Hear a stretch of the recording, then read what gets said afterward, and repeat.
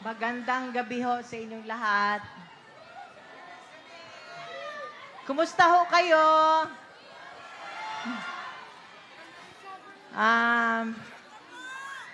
Dapat yung anak ko lang magsasalita eh. Sabi ko, ano ba gusto nyo marinig nyo? Gusto nyo marinig yung lahat ng sakit sa dibdib?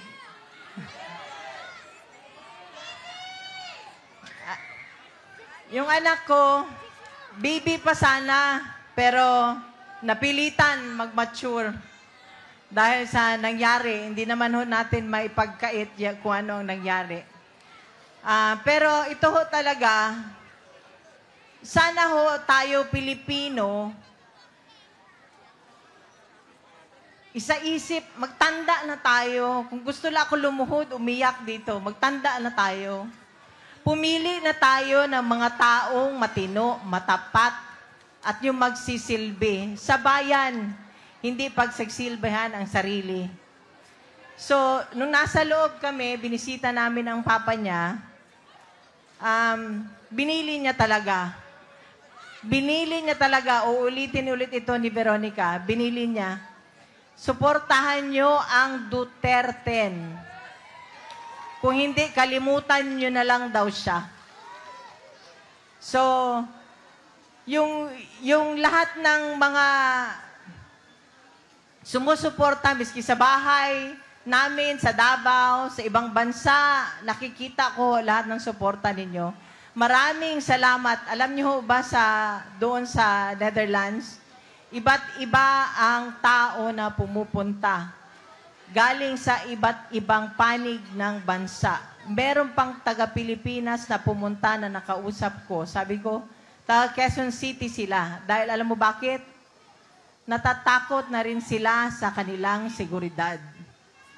Kung noong una, di ba, mahal ni Pangulong Presidente ang bawat Pilipino, gusto niya maging masaya, safe, ligtas, nakakauwi ng bahay. Walang nangyayaring masama. Sana ho, suportahan ninyo ang mga kandidato ni Pangulong Presidente Duterte. Presidente Duterte, Rodrigo Duterte, yung 10. Nakikiusap ho ako. At sa mga darating na mga araw, maging mapagmatsyag ho tayo lalo na sa araw ng eleksyon. Tulungan ho natin ang bansa, tulungan natin ang susunod na henerasyon. Wala na hong natira sa atin.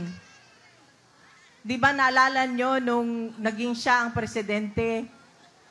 Naalala ko, OFW ako eh. Lahat ng mga Pilipino na sa abroad, proud na proud maging Pilipino.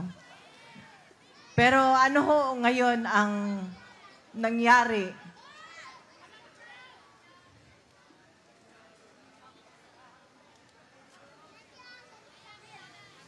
Kung kayo ang nasa sitwasyon namin nung nandun kami sa Villamor,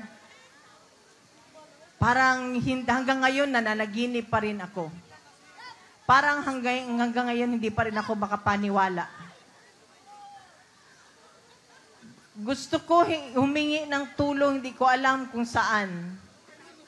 So kaya ngayon, nandito kami, nagsasalita, humihingi kami ng tulong ninyo, suportahan nyo ang Duterte.